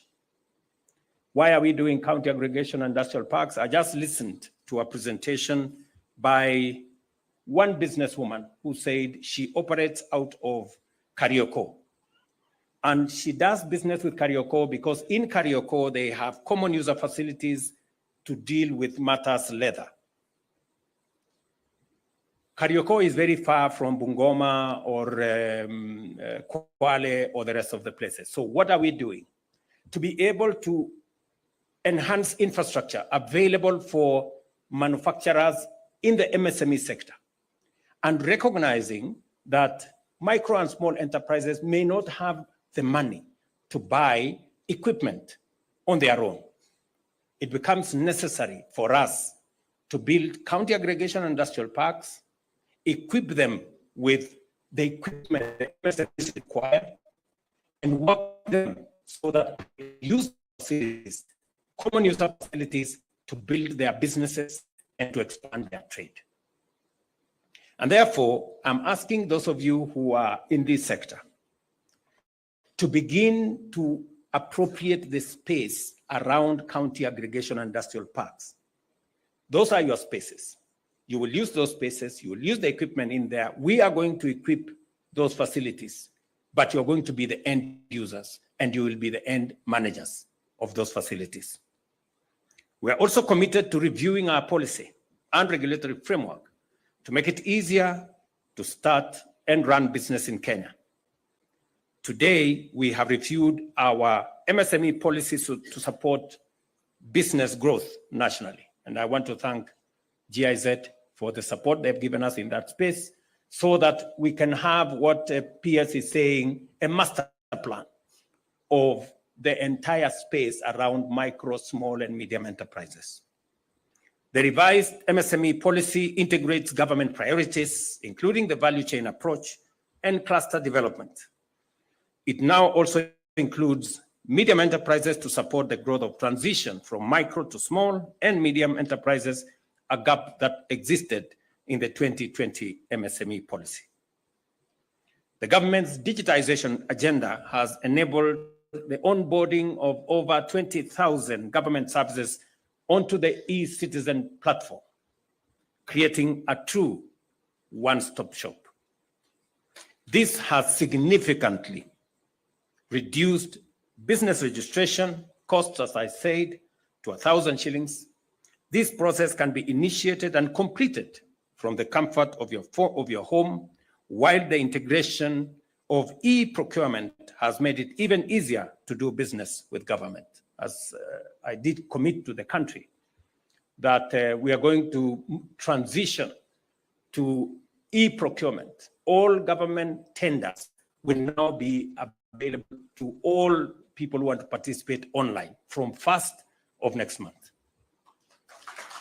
And every other process in that ecosystem, including who gets evaluated, who eventually wins the tender, for how much, is going to be available on the e-platform so that we avoid government paying for products and services more than what the market, what costs in the market. We committed to unlock access to affordable credit at those at the bottom of the economic pyramid through the Hustler Fund and in partnership with the private sector, banks and telecom companies. We have given opportunities to affordable credit to 26 million Kenyans. To date, the Hustler Fund has disbursed 71 billion and mobilized nearly 5 billion in savings. And why is this important? I know Waziri Oparanya has said we need to repay our loans. But also, apart from repaying our loans, we have given 26 million Kenyans to have a credit history. Even if you don't pay, at least we have a history that you don't pay. It is still good enough, you know, for the next person, that this person normally pays, this other one does not pay. So we have at least brought a credit history to everybody. Of the 26 million people, they now have a credit history, which is a good thing. And you know, the positive thing about a credit history is that you can improve it. You know, you may have not a very good credit history today, but you have an opportunity to repair it. You know, tomorrow you can repair it, and progressively, when you see the need to repair it, you will then discover that it is good to have good behavior in borrowing and lending and repaying. And because now we have, you know, count yourself lucky that you may have run away with 100 or 200 or 500 shillings, but you have an opportunity further down the road, you know, to use that borrowing history to improve on your credit rating. There are those who have not paid. Their benefit is they have a credit history. There are those who are paying. About 7 million of them. We're now working with the banks. And I was very happy to listen to my good friend from Equity Bank, that they're now working at splitting those who are paying, about 7 million of them, into two. And now they are assessing how we can transition these people into formal banking. They can be considered now in the formal banking space, something that was not available to banks in the past. Today, the banks can look at the borrowers in the Hustler Fund and begin to, you know, work with them towards graduating them, training them, and making them bankable. There are about 2 million who wake up every day, borrow from the Hustler Fund and pay. There are those who now have been graduated into the bridge loan. There are people today on the Hustler Fund who borrow 5,000, 10,000, 20,000, up to 150,000 without any collateral. Their collateral is just their good manners of paying and repaying, credit history. And you know, we are slowly changing collateral. And that was the intention of Hustler Fund. We are slowly changing collateral from having a title deed or a logbook to having a credit history upon which you can borrow and you can be lent money. So the choice is yours. You can make whatever choice you want, but now you have an opportunity to choose. At least you have options, right? You have an option to have just a credit history, which is good. You also have an option of borrowing and paying in small amounts. You have an option of graduating yourself to the next level, and you have an option of doing a business around that space. The reason why I came up with the Hustler Fund was because I found 7 million Kenyans on credit rating bureaus. We had 7 million Kenyans on CRBs. I don't know whether you remember that. And they could not transact anywhere. They could not transact in any platform because they had been flagged. If you want to go to the bank, they say this man is a bad person. If you want to go anywhere, they say this lady is not good. So we removed 7 million Kenyans from the credit rating bureaus, transitioned them to a new platform where you are not condemned, but you are given a chance to either be a good person or remain around there, but nobody is condemning you. Today, we don't have people who are denied services because they are condemned by credit rating bureaus, except for those who decided to go back. As I said, the innovative 9-band Hustler behavioral credit rating system, crystallized from Hustler Fund experience, is enabling good borrowers to graduate to higher loan limits based on their credit ratings, marking a shift from conventional collateral-based lending, where you needed to have a logbook or a title or something else to be able to be given money. Now, just by having a good credit rating, you can actually access resources. Even as we take stock of these achievements today, we acknowledge that much more remains to be done to unlock the full potential of the MSME sector in creating secure and sustainable jobs for the many young people entering our job market every year. Through initiatives such as the National Youth Opportunities Towards Advancement NYOTA program, which supports youth entrepreneurship with capacity building and seed capital, the Kenya Jobs Economic Transformation Program, normally known as Kicc, which aims to boost enterprise competitiveness and productivity to generate quality and sustainable jobs for our youth. The government is fully committed to supporting private sector growth. Ladies and gentlemen, even as we celebrate our MSMEs today, we must confront a painful reality. And I want to express my deepest regret for the loss of lives, looting and wanton destruction, and loss of valuable property belonging to our traders who were deliberately targeted by criminal elements during the protests this week. Besides the regrettable loss of lives, the biggest victims of this chaos were our hardworking traders and entrepreneurs who wake up early every day to find some of their businesses and hustles reduced to ashes, and others with broken doors and empty walls or empty stalls.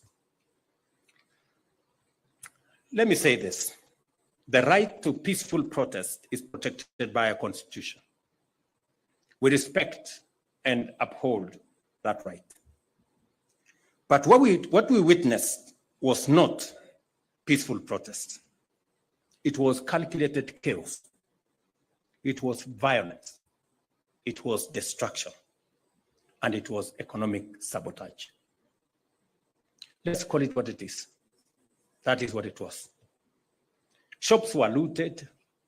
Businesses, some built over decades, were burnt to the ground. Market stalls destroyed. Warehouses ransacked. Investments worth billions of shillings wiped out in hours. The livelihoods of hard-working Kenyans have been shattered by deliberate acts of lawlessness. It is anarchy dressed in freedom colors. This is disorder disguised as democracy. Is this the Kenya we really want? I dare ask. Do we want to build or do we want to destroy? Do we uphold the law only to exploit its protection, to sow chaos and cripple our economy? Is this what freedom really means? Is it freedom to ban what others have built? Those elements doing this are not fighting for freedom. They are attacking freedom. I expect the Inspector General of Police and all relevant security agencies to conduct immediate, thorough, and speedy investigations. The perpetrators of this violence, looting, and destruction must be identified and prosecuted for the fullest extent of the law, swiftly and decisively. Kenya is a country governed rule of law, and the government will not allow such acts to destroy lives and livelihoods. To the political actors who think they can exploit the genuine aspirations of our young people to foment chaos, violence, and destruction, the wheels of justice will find you and deal with you firmly, decisively, within the full letter of the law. For those who want power, the Constitution is clear. Elections will come. Formulate a better plan. Convince the people of Kenya. Win fairly. That is how change happens in a democracy.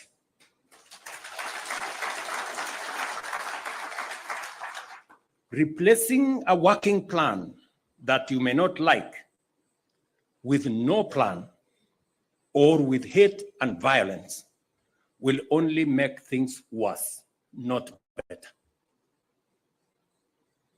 And let me say this for the avoidance of any doubt. I know many families are hurting because they have lost loved ones. I know many families are hurting because they have lost life savings and done so without reason. For the MSME sector, the sector that I speak to here, which contributes 85% of our jobs. We have 17 million Kenyans working in this site, in this space. We have done what we think is a plan that helps move our country to the next level. I deliberately set up the State Department for MSME. It wasn't there. And I deliberately set it up because I believe this sector holds a big potential for our country. We have aligned policy. We have decriminalized the MSME sector. We are formalizing the MSME sector. We are saying registration of the MSME sector must be made simple. It must be easy for somebody to register their business. We are working with the counties, as I said, to make it easier to have a single permit so that MSMEs can make it easier for them to be able to do business formally recognized. I have said we went out of our way to get many people who were condemned in the CRBs to exit them with a hustler fund, and we're giving them credit at 8%. They were paying 300% per year. We brought it down from 300% per year to 8% per year. We have 26 million Kenyans in that space today, enjoying credit history, enjoying credit, and transitioning them further. In fact, we are now working with the World Bank and other partners to see how in that hustler fund ecosystem, we are working on identifying at least 100,000 micro enterprises so that we can give each and every one of those 100,000 micro enterprises 50,000 grant to be able to scale up their businesses. That good man there is working on it. Okay? As part of graduating businesses from a smaller threshold to the next threshold. As I have said, we are building 400 markets nationally. Again, to provide opportunities for micro enterprises, small enterprises who do business in our markets to operate in a decent place with proper trading flows, with access to hygienic facilities, making sure that we have cold rooms, making sure that we have ICT hubs, making sure that even women who have young mothers can have a place to go and attend to their children in the market space.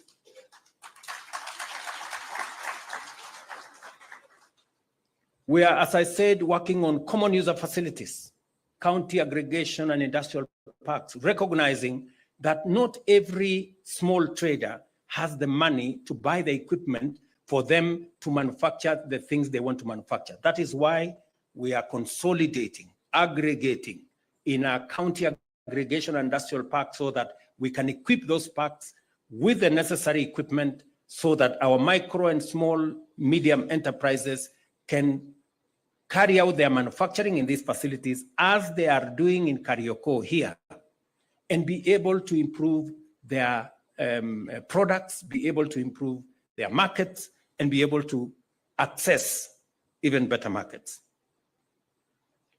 We are working on how to create bigger markets, access to markets. You saw the PS here for trade has said the East African Community Market, the Africa Continental Free Trade Area Market. We just concluded the European market, working on the economic partnership agreement between Kenya and 26 European countries. We concluded it last year. It came into force in June last year. We now have access to 420 million people market in Europe. We have concluded agreements with UAE. We now have a signed agreement with the UAE market. Last couple of weeks, we also agreed with the 1.4 billion people market of China. I was in China 2 months ago.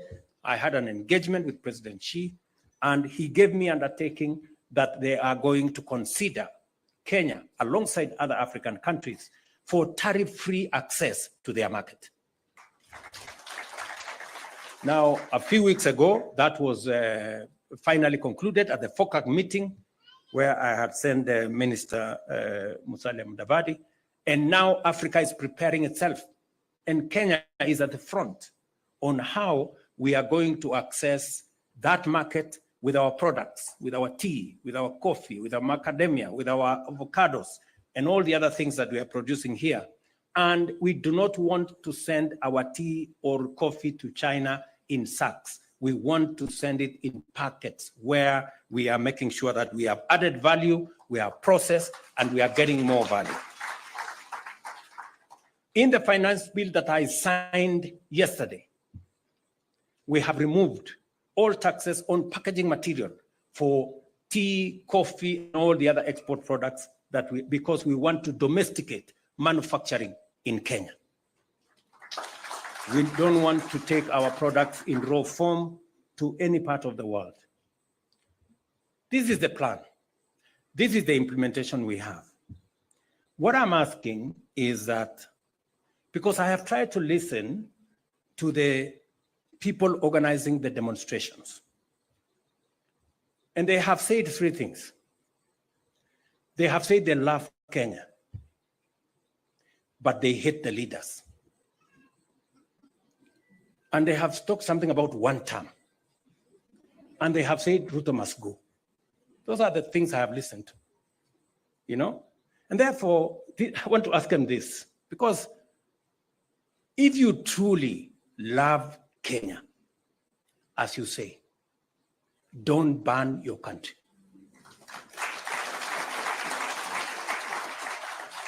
If you are telling us you truly love this nation, don't be part of the problem. Figure out how we are going to get solutions.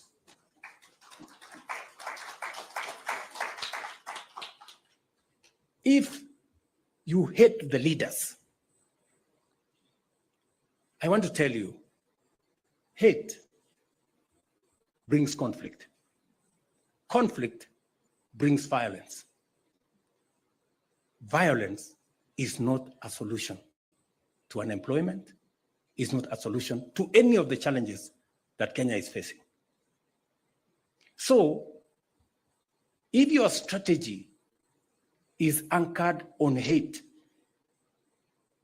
for other people, for leaders, how are you going to provide a solution for our nation? If your protest and demonstration is anchored on hate for others, we must be honest, we must be candid with ourselves as a nation, because what is going on in these streets, people think it is fashionable because there, take selfies, post on social media. I want to tell you, if we continue that way, they will finish with the small enterprises in downtown. They will move. They will be in Kileleshwa. They'll be in Lavington. They will be in Karen. They will be everywhere. And we shortly will not have a country.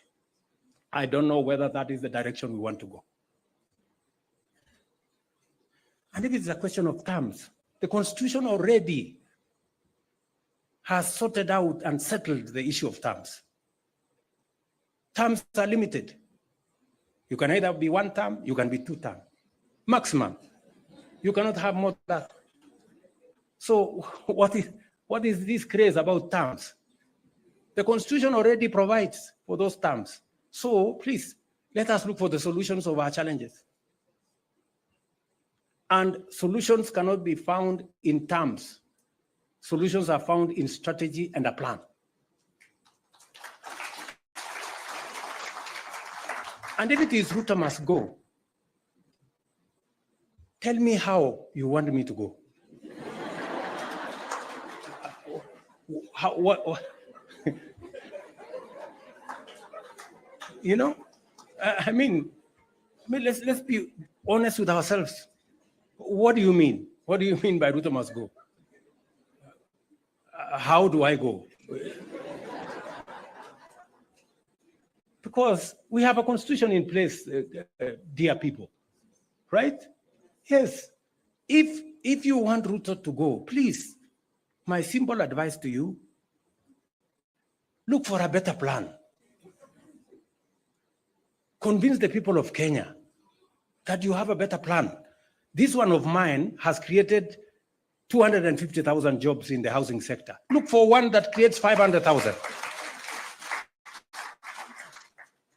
This one of mine, I have brought down the cost of unga from 240 to 160. Look for one that brings it to 50. Violence will not. Anarchy will not. It will not sort out our country. Let us not fool ourselves. So let's be honest to one another. I have listened to what these people are saying. So if you want Ruto to go, please do the honorable thing, you know, develop a better plan than the one I have. Yes. The one that creates more jobs than the one I have. The one that brings down the cost of living than the one I have. The one that creates more opportunities for the young people of Kenya than the one that exists. You know, do not tell us that you hate so-and-so. This one must go. That one must have this term or the other. And you have no strategy.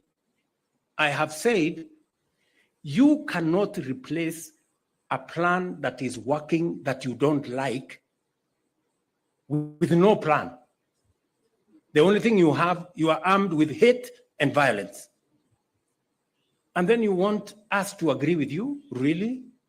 Please. There are very few fools in Kenya. Persuade us. If you persuade us, you know, I can also go and concentrate on farming and help in food security, you know, if you have a better plan, but don't ban the country for heaven's sake. We don't have another country.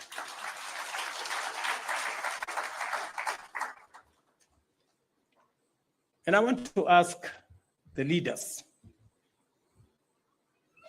religious leaders, political leaders, who are encouraging this movement towards violence and chaos and anarchy. What is your plan? So you're telling these young people to burn the place. You're telling them to cause violence. So that what happens? So that we move to where? You know, so these are questions that we need to ask ourselves as Kenyans, you know, because if we go this route, we will not have a country.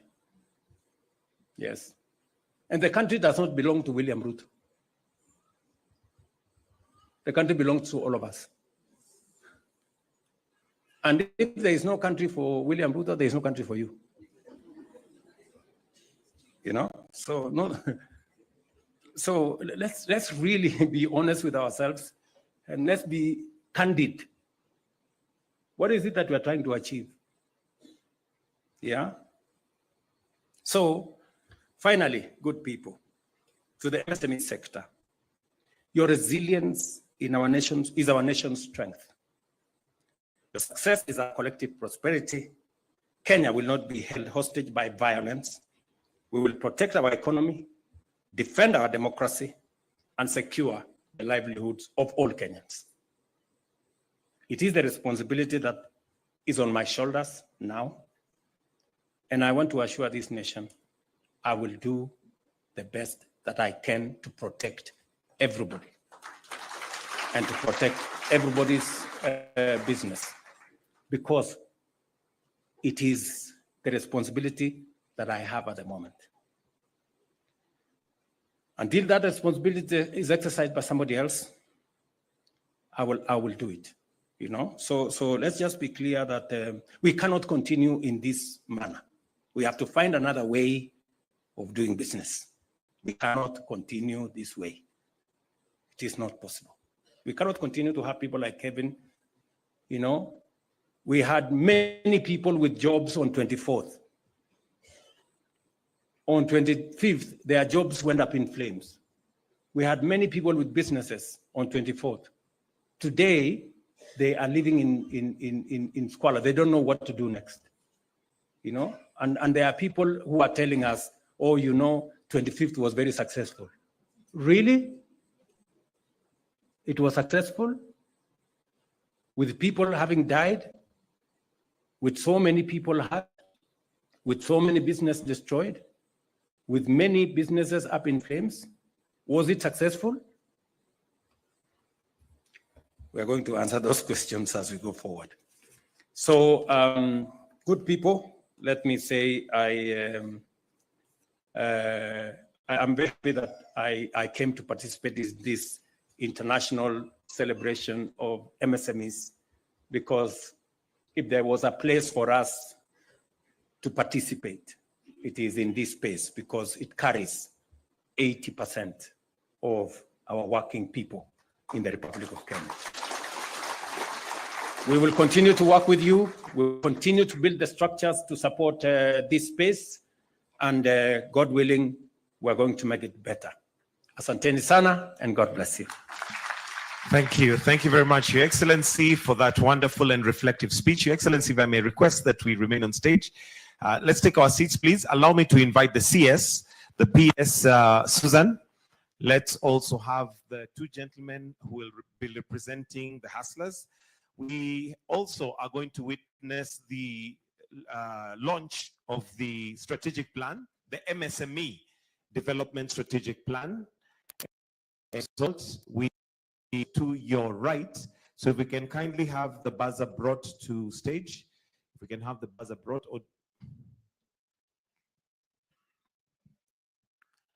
As we now launch the MSME Development Strategic Plan for the year.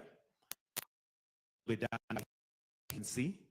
And at the count of 3, we shall then press the buzzer and the strategic plan is to the right. So Your Excellency, you're welcome to just go. Let's flank him as he's there in 3, 2, 1. And let's press the buzzer and there you go.